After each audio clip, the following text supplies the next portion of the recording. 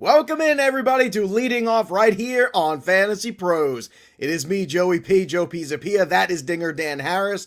And it's you, and it's Monday. And what a strange Monday it is. Phil Mickelson, PGA Championship. The Knicks are in the playoffs. Dan Harris got to go outside. So many weird things going on this weekend in sports, but this is baseball time. So we're going to do a lot of baseball here on the show, recap the weekend's action, look forward to the week ahead, all the ups, all the downs, and everything in between. Dan Harris, how are you, my friend? Great, man. I mean, this was great. As a Knicks fan, it was awesome to see the Garden rocking, even though they lost. Phil Mickelson reminds me that old people like me can still do good things. It was a good weekend of baseball. Good. I have no complaints for the first time in 17 years, so let's go. Whoa, I heard that you were a little sore yesterday, though, from I playing look, golf. That's one of look. the headlines today, as you can see on the show. I want to just give a warning out Uh, to all the fellow, middle-aged men who are not quite in peak shape, that when you don't swing a golf club for 2 years and then you go out to the course for the first time, you will probably be surprisingly competent, but you will also be unable to move for, I'm going to estimate, probably the next 3 days. So I'm just strapped into my chair right now. My wife kind of rolled me in, and I'm not going to be moving very much. like Hannibal Lecter? Is that how Yes, true? basically, without the mask, that's what I am. Hi. Oh, what a beautiful way to start the day. All right, I want to thank everybody for joining us here on the show. We see tons of people in it already, so let's get up to the ups and the downs. Wheeler keeps on rolling. Look at this, Zach Wheeler. Where was this Zach Wheeler for the Mets? That's what I want to know. I haven't seen this guy before, so I don't know what's happening there, but good on him. Zach Wheeler keeps going. There will be regression. He is not going to win the Cy Young, okay? I'm going to say that. And then he probably will, but that's okay. I'm still gonna say it anyways. Better chance that he won't, so I'm gonna feel pretty safe on that one. Christian Yelich, it's his first home run of the season, which is nice. Yeah. Don't get into a false sense of security here. Nope. I'm just telling you, it's nice, it's pleasant. Bad things are going to happen. And Fernando Tatis Jr., boy, oh boy, I know some people were really mad because in weekly lineups, he didn't play him this week. And in tout, I put him in there. I was like, I don't care how many games I'm getting Tatis. I'm putting Tatis in my lineup. I really don't care. And I'm glad I did. 4 home runs since returning. And the Padres go to 9-0. They are the number 1 team right now in the MLB.com power rankings. I thought that was a little surprising, but look at those Padres and look at Tatis. Yeah, so Tatis is very, very difficult, right? Because we update our rankings all the time, Joe, and I have said since the first time that he crumpled to the ground, like, this guy's not making it through the season. Like, there's just no way. When he does that on the swing and he hurts his shoulder, a couple of weeks after he first did it, just there's no way I think he's going to get through. And yet the guy is playing not just like the best player in baseball, but the best player in baseball by like Barry Bonds at his peak best player in baseball. So it's a little difficult for me to continue to fade him. So I just keep moving him up my rest of season rankings, which makes no sense because I still have the same concerns. But at this point, it's like if somebody offered you a trade for Tatis or you have Tatis, you can't trade him for anything less than a top 10 player at worst. So this is remarkable. Yeah. As for Wheeler, by the way, I do want to say, remember, Joe, when I think the Mets traded, I think it was Beltran for Wheeler. Mm-hmm. Wheeler this is what he was supposed to be. He was supposed to be this frontline starter. It was a great day for us when we got him, I remember. And he just never fully put it together, turned into a perfectly fine major league pitcher, like a very solid number 3, maybe number 2 starter. I'm wondering, though, I mean, I realize he's, at this point 31, but everything's backed up with what he's doing. And I'm not so sure I would be trying to, quote unquote, sell high on the guy at this point. I think this might be closer to what he actually is than what we thought he could be. Look, I hope so. That's great. It's a great story. It's fun. Good for him. But I've seen Wheeler go on runs before. Not quite this good. Yeah. But, like sometimes guys just don't play well in New York, too. Speaking of which, Scott Kazmir also pitched this weekend. You want to talk about going back in the Wayback Machine? When I saw that, I still remember where I was driving in the car in the morning of the Victor Zambrano for Scott Kazmir trade. Yep. And I remember I almost drove off the road. I said, I can't believe we gave up Kazmir for that. That's what we got back after all of that. Now, not Carlos Zambrano, who at the time was a good pitcher, but Victor Zambrano. I got out of the subway and got a call on my cell phone from my cousin, and he just picked up. I said hello. He just said, Jets, Jets, Mets are done. Let's move on. And I said, okay. And that was him informing me of the trade. And I was like, all right, great, done. All right, the down Franmil Reyes out to July, and I just acquired him this week in a trade, so of course that happened. So I guess we'll see after the All-Star break. Castillo going backwards. Lucas Castillo looked like everything was going better. Little step backwards. Kenta Maeda, he's out now on the IL. I don't know. These were definitely some downs, but I also saw something that I think is a huge down, which is ridiculous, and I had to bring it up on the show today. Wander Franco hasn't even set foot on a major league field yet, and a baseball card of his, an autographed 2019 Bowman Chrome featuring his top prospect face, sold at an auction for almost $200,000 on Saturday. And this is out of control. I am going to take every baseball card that I have in this house, and I'm going all out. Like, just take it all. This is absurd. This market is going to crash any day. I'm just telling everybody out there, I lived this as in my youth. I loved baseball cards. I remember when that Darryl Strawberry rookie was well over $100, and now it's like, I don't know, $7.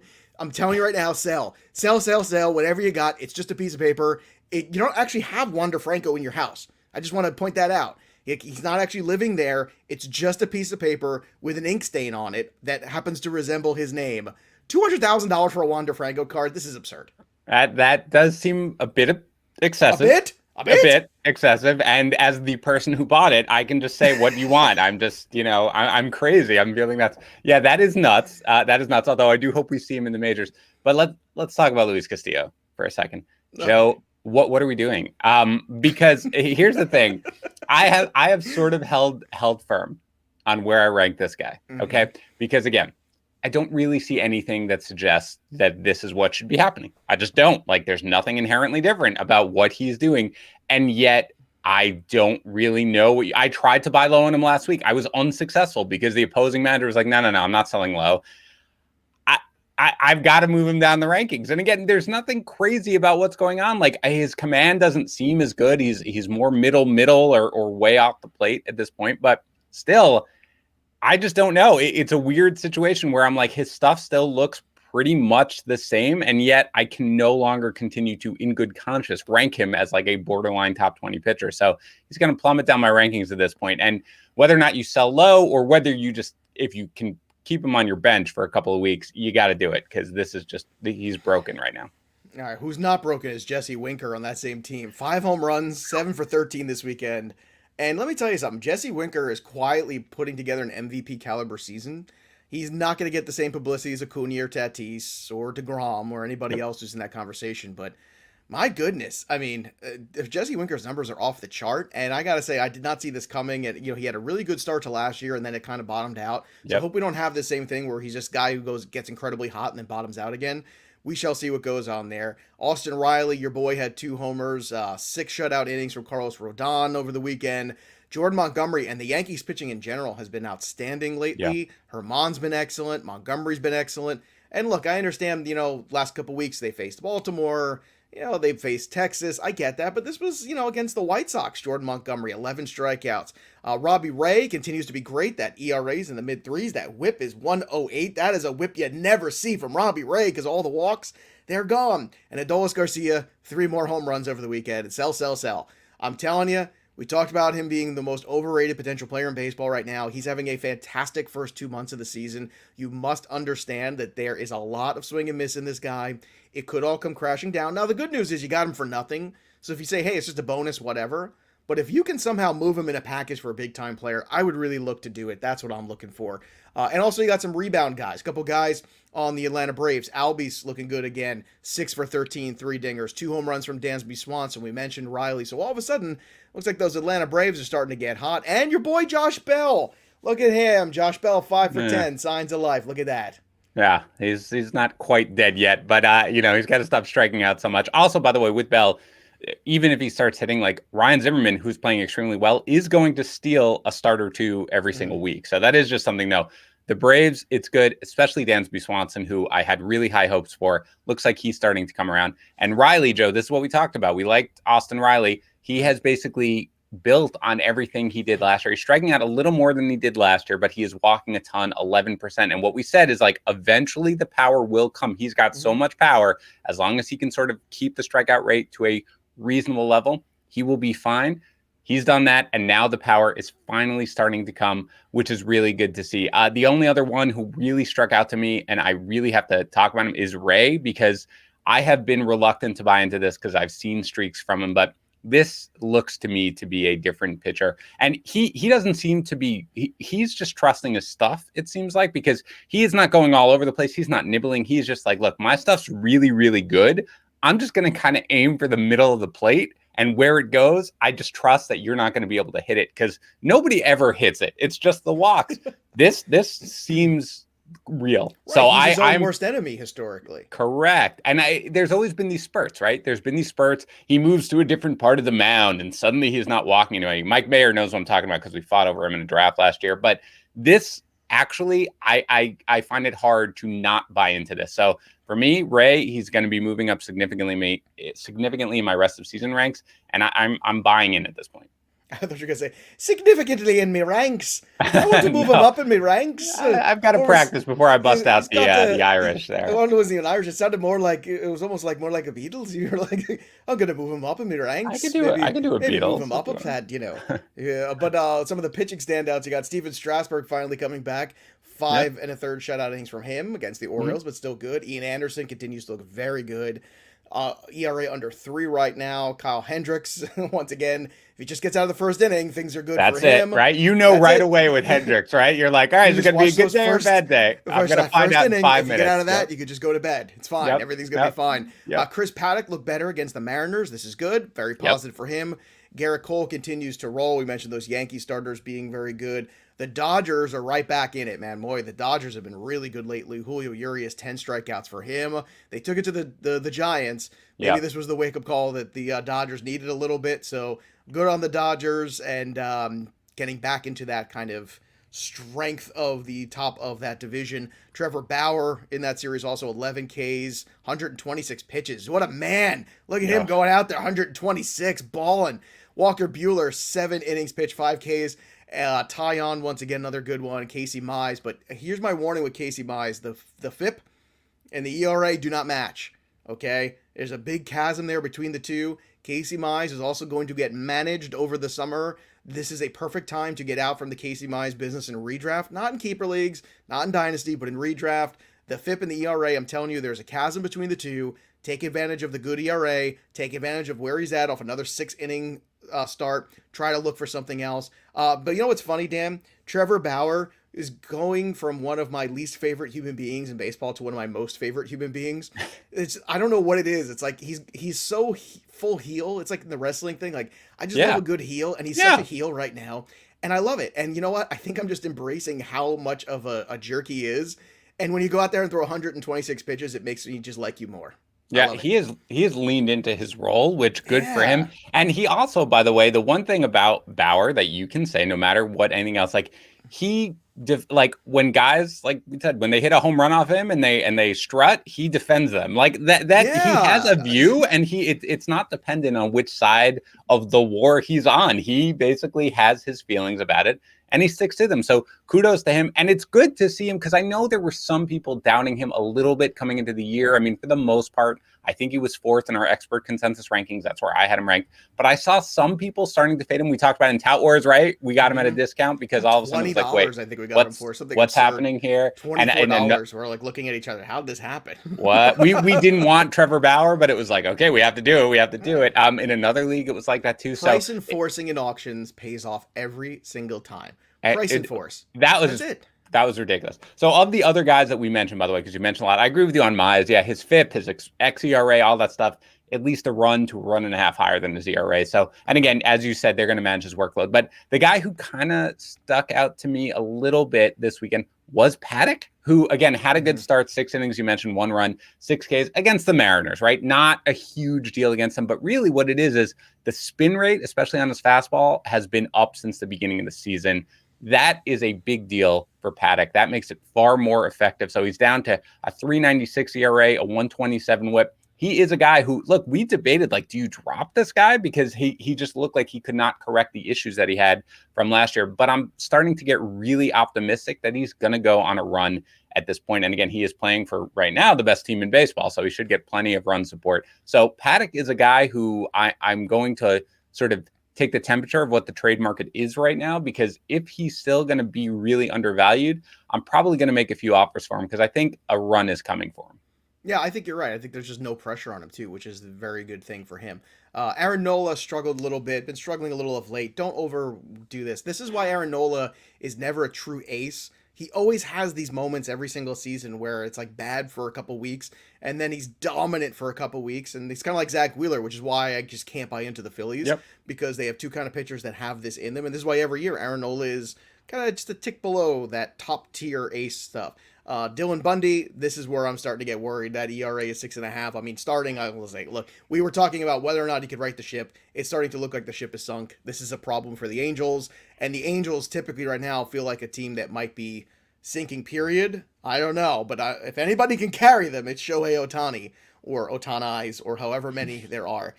But what are your thoughts here on Bundy? Because it feels like I think everyone's frustrated and they're just moving on, and I can't say no. I mean, you gotta, if you can move on from something, from Bundy, get something for him, or if there's something on the waiver wire that's more intriguing, how do you not do it at this point? Yeah, Bundy is a little bit like Luis Castillo for me, where I don't see a ton that's terrible. I mean, you look like his xERA is 3.55, right? Like his xFIP is 3.94. That's much better than a 6.50 ERA. At the same time, what can you do with guys like this? Like, there is no way you feel comfortable starting a Dillon Bundy right now in your lineup. Doesn't matter the matchup. Like, you just don't feel comfortable. So when I get to that point, Luis Castillo, I was throwing out there every time. Didn't care. I was willing to risk it. I said, it's going to come. I don't feel that way with him. I don't feel that way with Bundy right now. So I can't diagnose the problem with Bundy right now, unfortunately. But either way, I'm just staying away for now. I'm not running out there to make the buy low offers at all.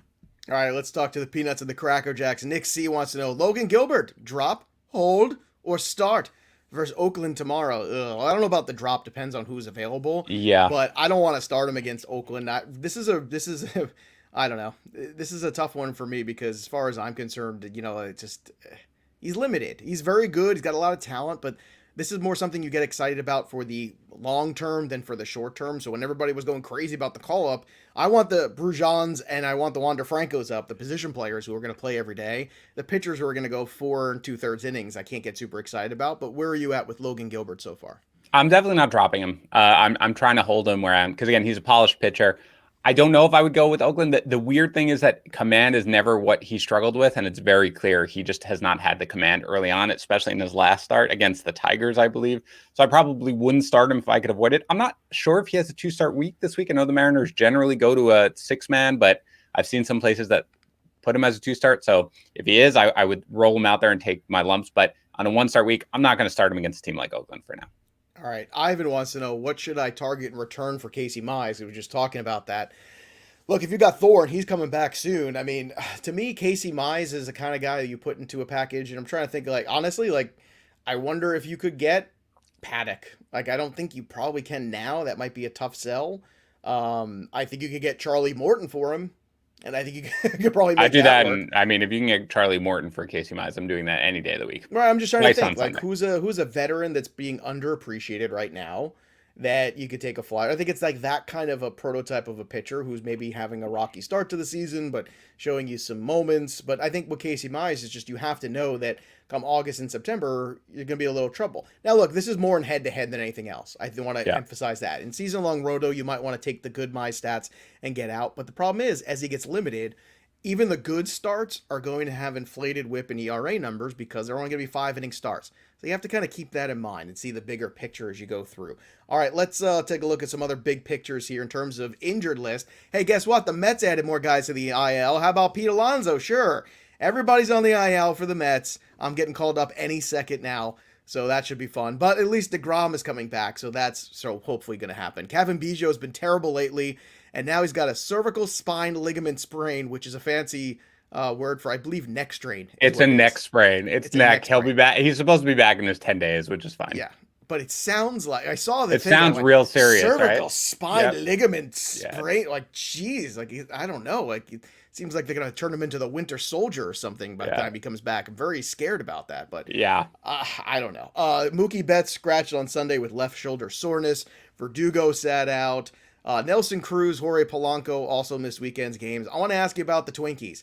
Yep. This is a big series coming up for them. I know people are going to laugh, but it's a big series against the Orioles because the Orioles are also a last place team. And guess what? So are the Twins. The Twins have 15 home. They have one home win, 15 losses this year at home going into Sunday's games. This is crazy. Is that true? Are they 1-15 It's at true. home? I did it on yesterday's show. It is nuts. Absolutely dreadful there, right? So here's my question to you. Are the Twins done? Should they be sellers? Nelson Cruz, Josh Donaldson, turn the page to Kirilloff, turn the page to Trevor Larnach, turn the page to Buxton, get younger, get more athletic, move on. Maeda's on the IL. It's starting to feel like if you kind of just muddy through this series here with the Orioles, and they got John Means on the mound against them tonight, it feels like if you're the Twins, how are you going to catch the Indians in their pitching? How are you going to catch the White Sox in their complete team? I just don't see it. Look, it's a quarter of the way through the season. So am I saying you gotta, come on, if you can't win against the Orioles at this point, you got to give it up given where they are? No, I'm not there yet, but you are correct in that it's very difficult to find a path for them to remain relevant throughout the season, especially given all their injuries to both their pitching staff and their hitters, generally speaking. So do I think they are eventually going to turn it over to the kids? Absolutely, I do. But for now, look, it's a quarter of the way, man. I mean, I don't think there are teams out there that are like willing to give up the farm to add Nelson Cruz this early in the season, because I think most teams don't know where they are yet. So eventually, yes, I don't see them coming back to compete, but I'm not ready for them to sell off just yet. I want to clarify that loss record over at home is over a stretch of games. Okay. This overall for the year, in case it was because I felt like I was being unclear there, unclearly it was 8 home wins, 9 road wins. That's it. They're 17-29 right now, a 370 winning percentage. They're already almost 10 games out behind the White Sox. And look, I know the Tigers and the Royals are ahead of him, so I guess you can make that argument. But looking at the pitching, I mean, Pineda on the IL, Maeda on the IL, anyone who I think Pineda's coming back at least. Pineda's coming back. But it's what can you count on? I guess that's. They're also their bullpen is just kind of they just haven't been able to find. I mean, Hansel Robles I think is their closer right now, which is not a recipe for success, as you and I know. Mm-hmm. Taylor Rogers hasn't been great. They just haven't been able to get it done there. It's just things aren't right now. They could go on a run, but who knows? Either way, my guess is they won't be able to make it all the way back no matter what, and then they will sell at some point, but not yet. If I'm the Milwaukee Brewers, I'm calling up about Josh Donaldson.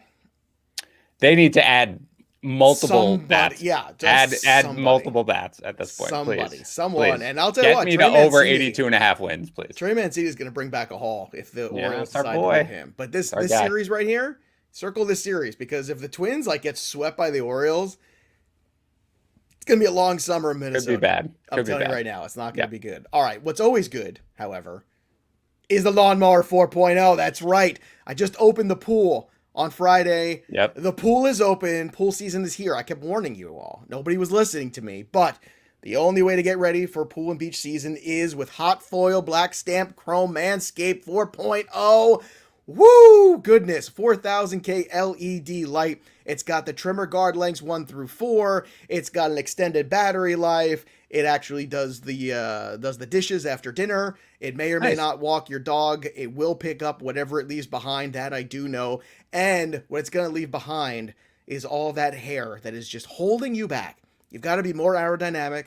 You got to be clean. You got to be lean. You got to be ready to go this summer. So go to manscaped.com, use that code leading off, and get your Lawnmower 4.0. Again, that code is leading off, 20% off, free shipping, just for listening to the show. So go get your 4.0 lawnmower. Your balls will thank you, and we'll thank you too at Manscaped. Good product there.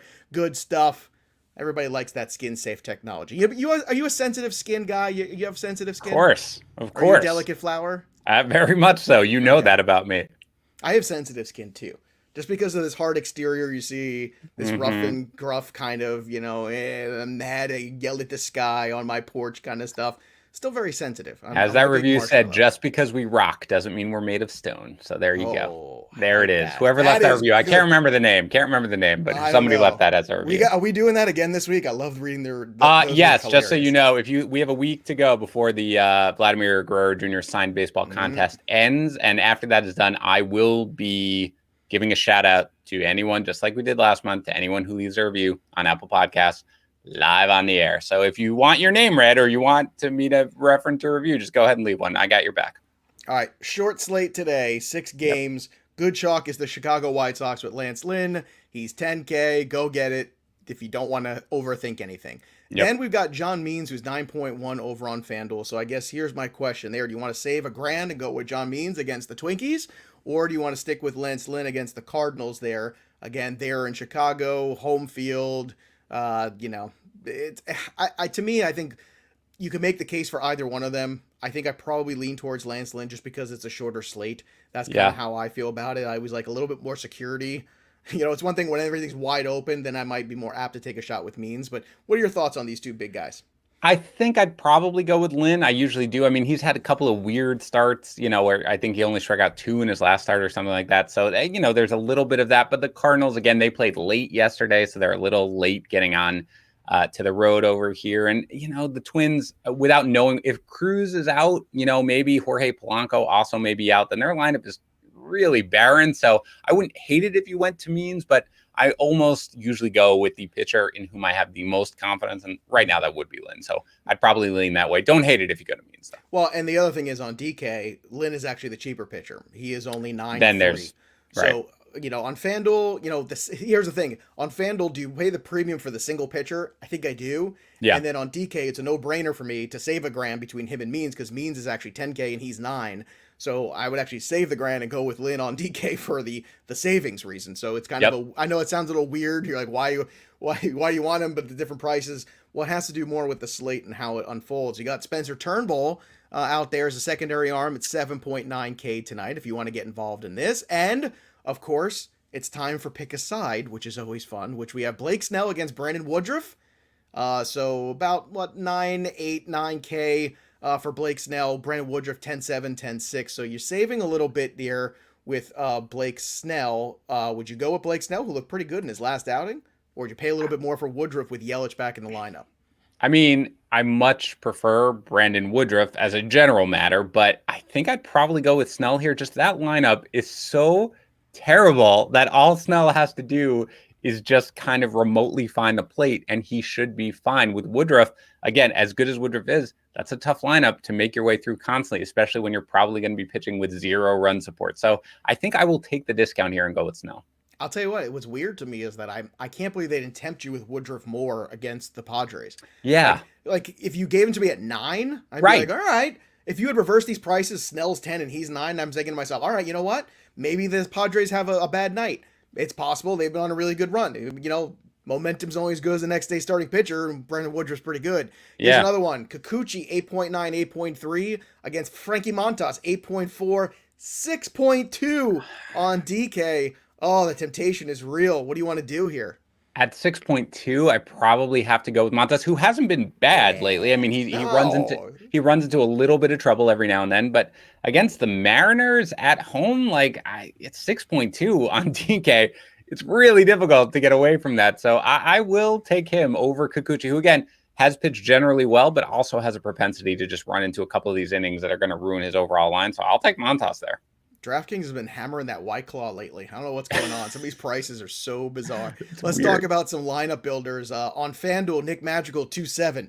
Andrew Vaughn, 2.3. Mercedes, 2.8. So look, you're getting a lot of value in that White Sox lineup along with Lynn, and that's why I'm pointing it out too. Santander, 2.5, and Mullins, 2.6. And you got Jonathan VR, who's going to play every day for the foreseeable future, 2.8.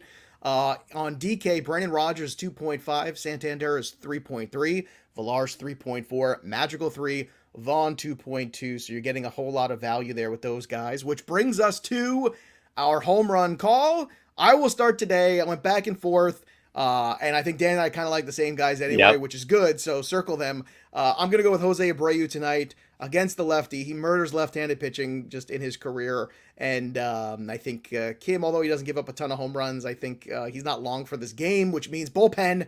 And I like my chances with Abreu. And you got my second choice here, which is also a very good one. Trey Mancini against Matt Shoemaker, wind blowing out to left. Those are really the two guys. We both kind of zoned in on two guys. You got to take one, I took the other. I think Mancini's going yard here, which will make us happy just even without the home run call. Every time Mancini does well, warms our heart. So Mancini is my official call. All right, important question here. Mart's Mimic wants to know, what kind of beaches does Joe go to? I can only mean that you're possibly making an allusion to all the manscaping I do. I'm going to let your imagination run wild there. That's what I'm going to do. I'm not going to answer that question. Let's just say when I'm at the beach, I'm at the beach. Yeah? How you doing? All right. So anything else here? Any words of wisdom before we close up shop today, Dan Harris? No, man. I'm glad to be done. I'm going to get wheeled out to the other room here and climb into bed and lay there for 2 more days. Well, I'll see you in the morning, and then that's it. Oh, you sound like the Mets. I mean, yeah. Whatever. I'll watch them. Oh my goodness. At least DeGrom's coming back. That's all we have. Tuesday. So now we can get frustrated by him pitching great baseball and giving up 1 run and losing 2-1. That's gonna be gonna be good times. At least this time the lack of run support will be justified because they are playing multiple people who nobody's ever heard of. So you watch now; they'll get like 8 runs for right, exactly. Like, who is this Vargas guy? Like, honestly, some of these names are made up. They feel like generated names from like when you're playing a video game and they run out of players and they create new ones just to throw them out there. Like, this isn't a real guy. That's what that lineup looks right now. But whatever. I digress. And like Dan's saying, only limited time left to get involved in that giveaway for the Vladdy Guerrero autographed baseball. Go to fantasypros.com/MLB contest. Get your screenshot review over at Apple Podcasts or CastBox. You leave the review, you screenshot it, you go to fantasypros.com/MLB contest. You fill out the form, you upload the screenshot, just like that, you're entered to win the Vladdy Ball contest and every other contest after that. And we might read your review right here. And that's all thanks to our friends at pristineauction.com. So get involved in that and go get involved in your manscape.com Lawnmower 4.0. 20% off and free shipping with the code leading off thanks to us. So we'll be back again to do it all tomorrow like we always do. So make sure you subscribe to Fantasy Pros MLB channel. Yes, our regular one too, but the MLB channel if you want to be here with us every day, live or even on demand, because God knows we are on demand. That'll do it for us. But the story of the game goes on. For Dan Harris, I'm Joe Pisapia. We'll see you next time, kids.